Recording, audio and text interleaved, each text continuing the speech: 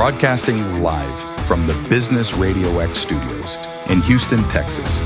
It's time for Houston Business Radio. Now, here's your host. Hello, Houston. Trisha Stetzel here, bringing you another episode of Houston Business Radio. It is my pleasure to introduce you to my guest today, Steve Klebe, a payments industry veteran with over 35 years of experience shaping how the world moves money.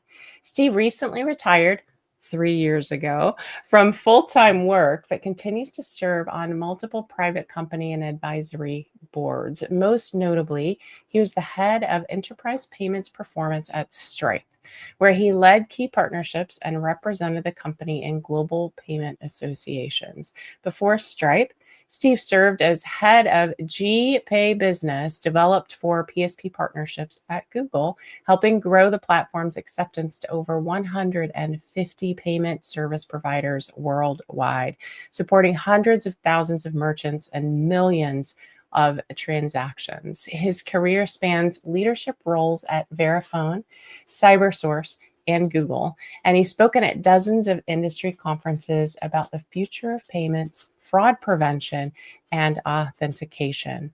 But beyond the professional milestones, Steve is passionate about giving back, enjoying life beyond the boardroom, and mentoring the next generation of leaders in tech and finance. Steve, welcome to the show. Oh, thank you, Trisha. I'm really looking forward to the conversation. I'm excited about having you. So tell us just a little bit more about who you are. I'd like to say that this whole journey was planned, but it wasn't. Oftentimes when I'm engaged with my younger colleagues throughout my career and they would look at my career path, they would presume that I had planned it all. And I hated to break it to them that, most of it was fate and spontaneous, combustion. So really, I was blessed with being around a lot of really smart, hardworking people, and early on became passionate about being involved with products that actually had a pretty significant impact. And so I think in another life I'll probably come back as a product manager rather than a sales and partnerships person, because at core that's really what motivated me most of the time of the journey. But like, for example, I just came back from a trip to New York, and I got together with 6 of my former Google colleagues, and they're all like roughly mid 30s to late 40s, and just extraordinary people. And they've all but one have left Google. And so, but all through the years, I've had the pleasure of being approached not only to be a industry expert advisor, but to also just, be a career coach, very unprofessionally trained, career coach, and the like. And now in my role with these various startup companies where I'm an advisor or a board member, that's also something that I really, enjoy, doing, blending the career experience and the domain experience with just meeting, new interesting people who are passionate about something, and having the opportunity to help them, has been, fantastic. I love that. And we won't tell your wife that there's a third chapter to this life. Okay, I promise. I won't tell her. Fair enough. I appreciate that. Okay, so I know you mentioned that you didn't have a plan, but I'm guessing that you made some decisions looking back. What was the most pivotal career decision that you made, and what did it teach you about risk and timing? Yeah, so I the way I normally would answer that question is the first, 20 years, First of all, I never planned to be in sales, but it just so happened that the very first job I got out of college was in sales. And luckily, this was a very small company, but they had kind of co-opted a sales training program and gave it to us, and they put us through a pretty extensive sales training program, which was unusual for such a small company. So I learned some extraordinary skills that you come to learn later in life, serve you whether you're in sales or not. So I went from direct sales with that first company over 5 years to ending up running the sales team. I did that at a couple of other companies subsequently. But then about midway through my career, I really decided that I was better at product-related things and partnerships, and also didn't want to manage people any longer. I realized that that was not my forte, that I was much better at interacting with clients and partners, and focusing on working with the product teams to actually either come up with new product ideas or enhance the products that we had. So like when Google reached out to me 15 years ago to recruit me, I made it very clear that I did not want to manage people, and they were okay with that. But along the way, my manager, multiple times, said to me, well, you're only going to go this far here if you're going to refuse to manage people. He finally insisted that I manage one person for about 2 years, which was easy because he was a friend and a colleague and totally competent. So I didn't have to, really manage him. It was just on paper only. So that was an important career, move. It was a conscious decision on my part to move out of direct sales and sales management into partnerships, and then, not to want to manage people. And I was at a point in my career at that juncture where, I could sort of, I was willing to take the consequences, of what that meant. The other thing I guess I would say is, I worked for 10 companies across 44 years.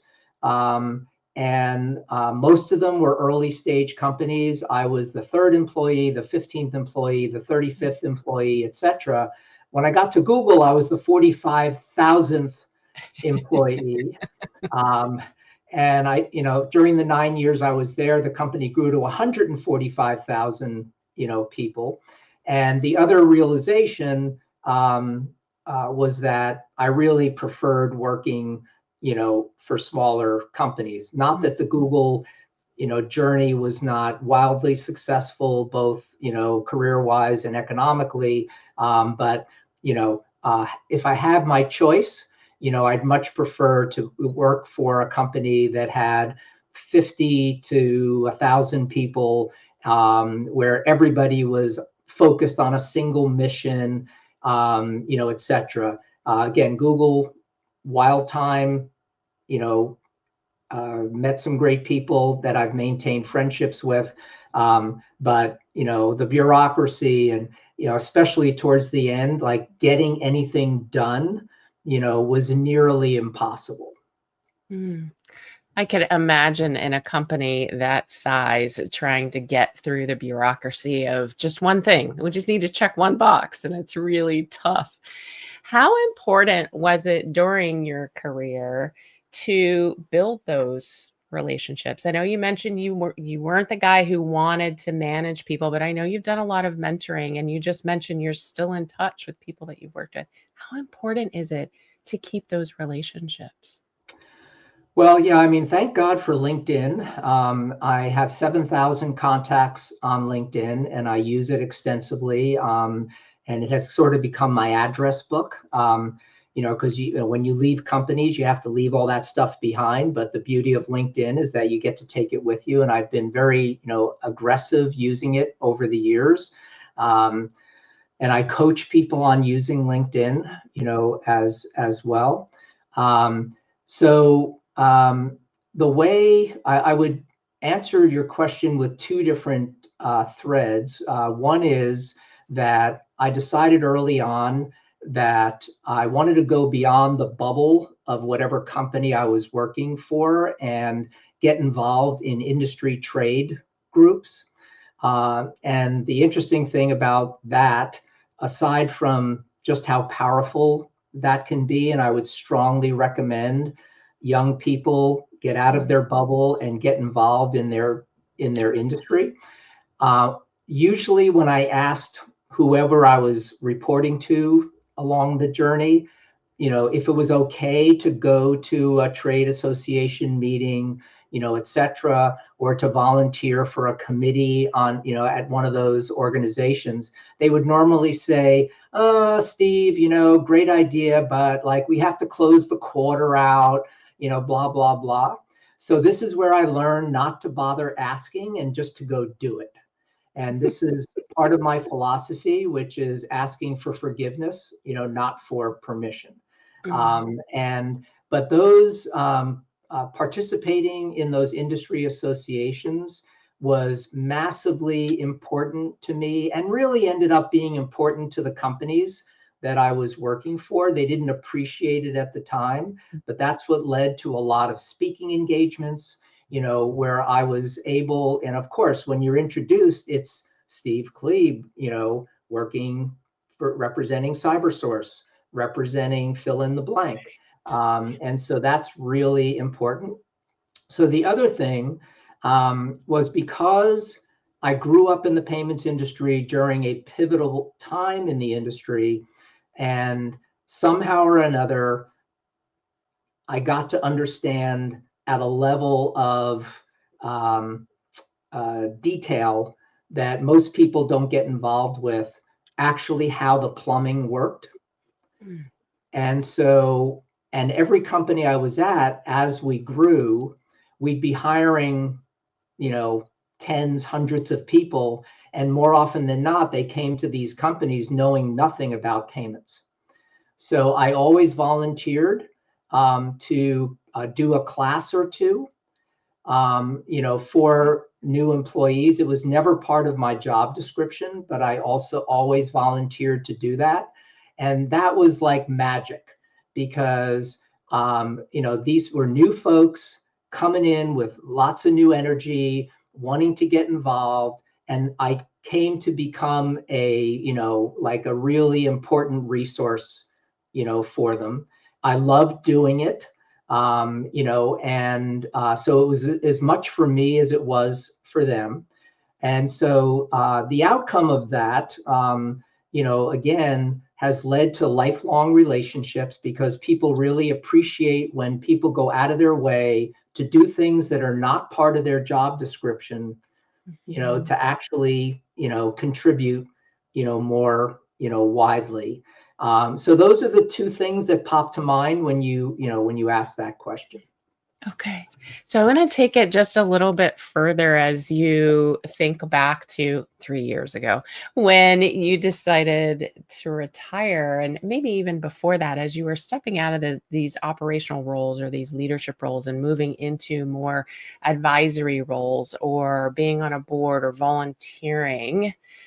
How did that really bring your retirement to where it is now? Yeah, that's a great question.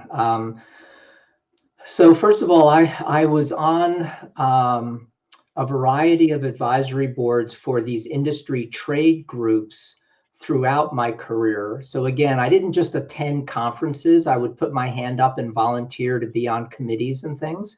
And several organizations where I became a member of the advisory board. That really, also led to some independent advisory board, opportunities. So a half a dozen companies, even while I was working, I was, sporadically on advisory boards. And again, because they were all early stage companies, It's not like we had an official board meeting every 12 weeks or whatever. It was usually very spontaneous and the like. But it was having done that, having done all this coaching, having done some spot angel investing over the years. It was the combination of all of those things that gave me the comfort that when I retired, I was going to be able to continue to contribute, continue to be mentally stimulated,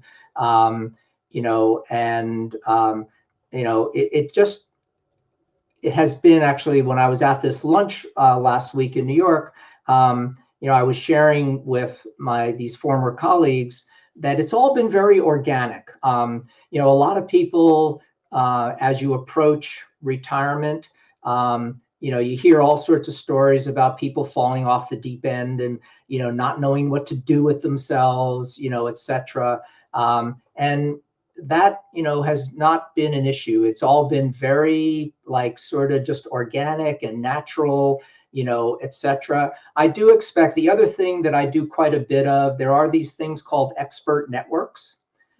There's companies such as GuidePoint, GLG, Alpha Sites, and there's about 6 of them. And I'm registered with all of them. And I do these spontaneous 1-hour phone consults with mostly investment bankers who are studying a particular domain and they want to talk to people who have had operating experience.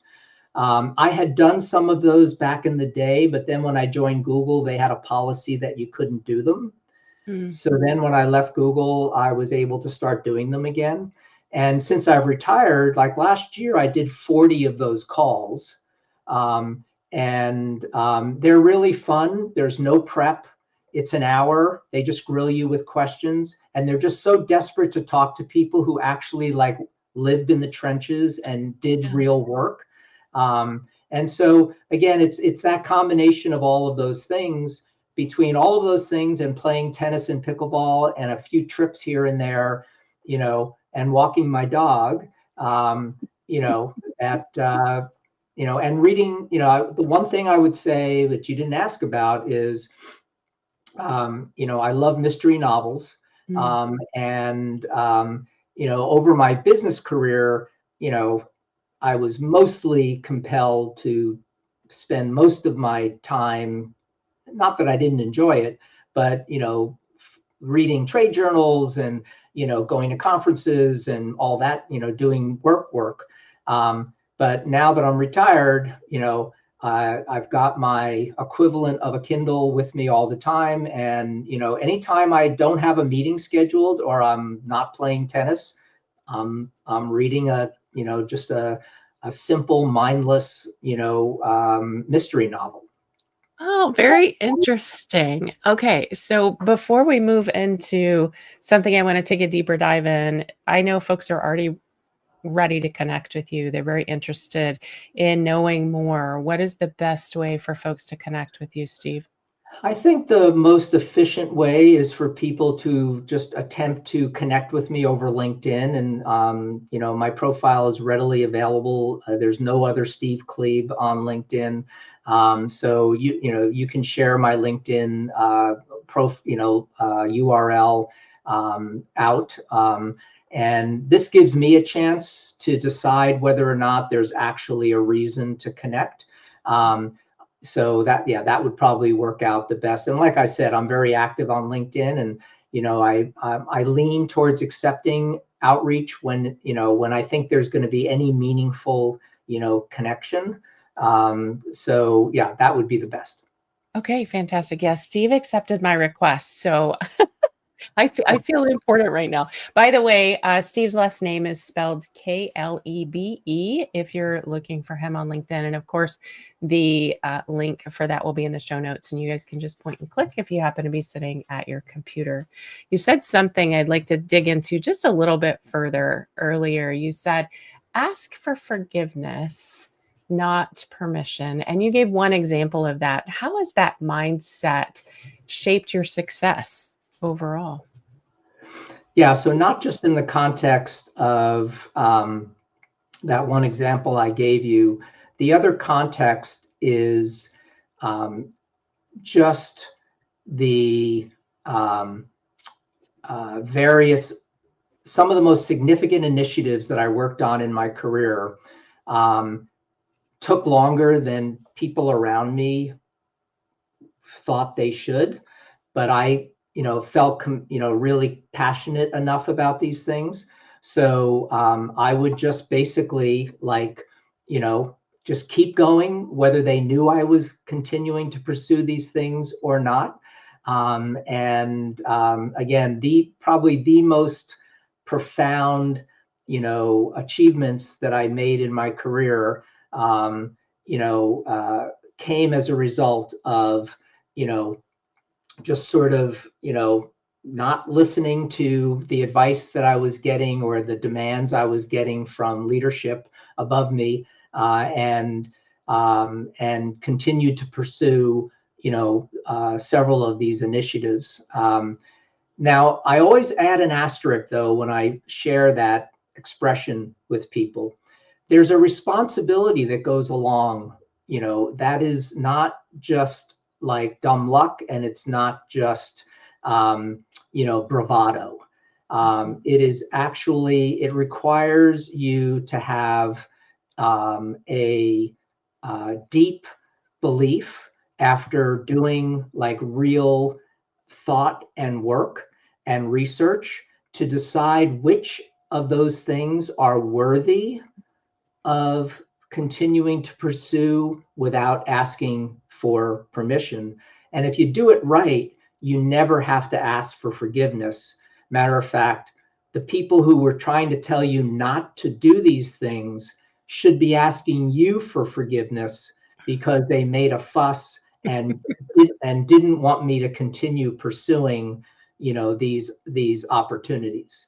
And I could give you specific examples, but just to suffice to say, the most profound things I accomplished in my career almost always involved, just not abiding by, the doctrine of the moment, and keeping these things alive through to conclusion and success, even when there were a lot of pessimists around me, who would say like, "Oh, but Steve, we have to close the quarter." Well, I would close the quarter.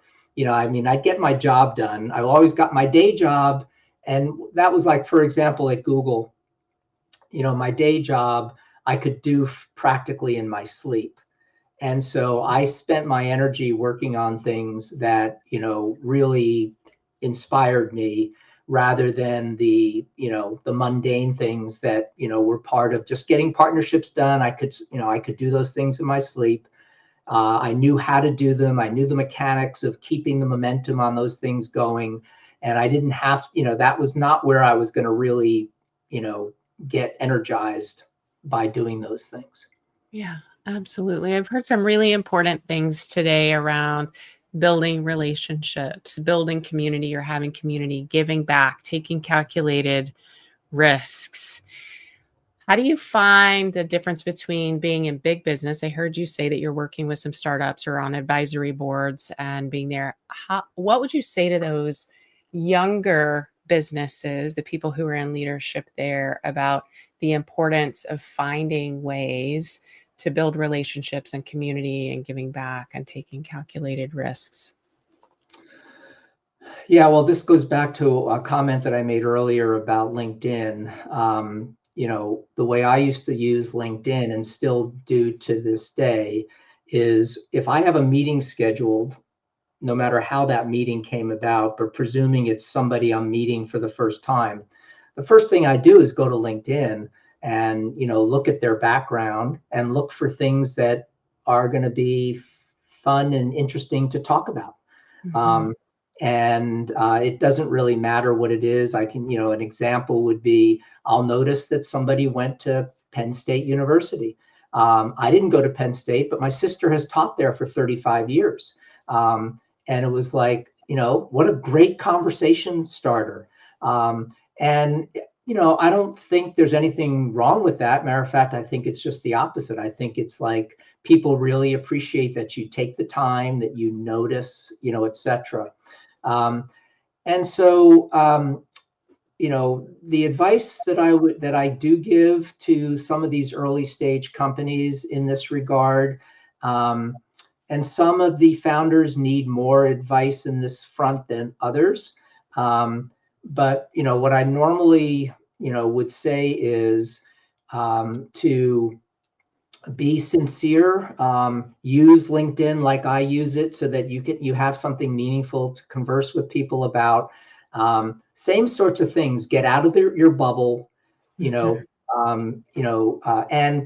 some other really basic things, which maybe go back to my early sales training, which is just if you promise somebody something, jot it down on a piece of paper and make sure you actually deliver on it. Don't, it's really sad but true, I think, in the business world. I've come in contact with tens of thousands of people, and I would say that there's less than 5% who you actually come to respect because they are diligent, timely, responsive, et cetera. And I think a lot more people could be a lot more successful if they just were able to do some of those simple, things. And back in the day, before everything got computerized, I would have 3x5 note cards, and I would, make a clear list of things that I had promised to prospects and things. And now, there's lots of tools that you can use, put it on your calendar. There's an application that Google provides that works across all platforms called Keep, K-E-E-P. And it's a virtual searchable Post-it note. And we all know in the old days, Post-it notes at one point were magical, but then you come to realize, you walk into somebody's office and they have 15 Post-it notes, stapled, pasted onto the outside of their monitor, and they can't remember, can't figure out which one. And, the cleaning people come in and one falls off, et cetera. But now that it's all, it's searchable, it's just a magic tool. It's free. Why wouldn't you use it, right? Yeah. So those are the kinds of things. So again, it varies, dramatically, and that's what's good for me because, while most of the companies I'm advising either are in payments or they're peripherally involved in payments, of course I can help them with that. But it's the other stuff. It's the more nuanced stuff that I'm able to help them with, around things like get out of your bubble, go to the trade shows, don't just attend a conference, get involved, et cetera. Because then people really come to appreciate that you're more than just a talking head, that you actually can contribute above and beyond. Yeah. Absolutely. Such great advice today. I've really enjoyed our conversation, Steve. I have one last question for you as we wrap up. What's next for Steve Klebe? Well, it's, again, another great question, which is something I learned, by the way, in sales training. Welcome questions, welcome objections. Yeah, I would say, I've expected, now that it's 3 years since I'm no longer operating, I had started to expect that this year, these expert network call requests would drop off a cliff. But it hasn't happened, which is somewhat surprising. And so I'll keep doing those for as long as that lasts. But for as long as I'm physically able to both keep, my hand out there in the business world, and there doesn't seem to be any let up in that. I met with another founder yesterday who wants me to join, his advisory, board.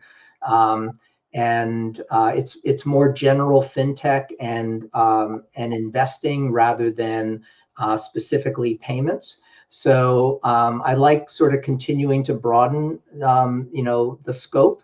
But really, as long as my body will allow me to play tennis 4 times a week and play pickleball once or twice a week, and I'm able to travel, wherever I want to go. So other than that, it's pretty, it's pretty much the same. But I know that it doesn't last forever. So probably like to do a little bit more, traveling, over the next couple of years. I did a lot of international travel during for business, but I haven't done that much for personal.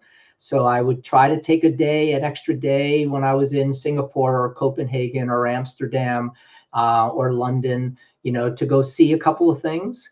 But I did take an Alaska cruise this past summer with my 2 grown children, and had a great time. So that kind of stimulated some, thoughts in my head about what comes next.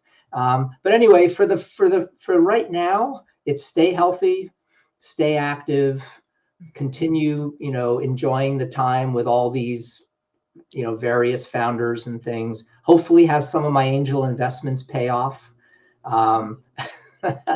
Because that's one thing you learn when you're doing angel investing is it's like a 5 to 10 year journey.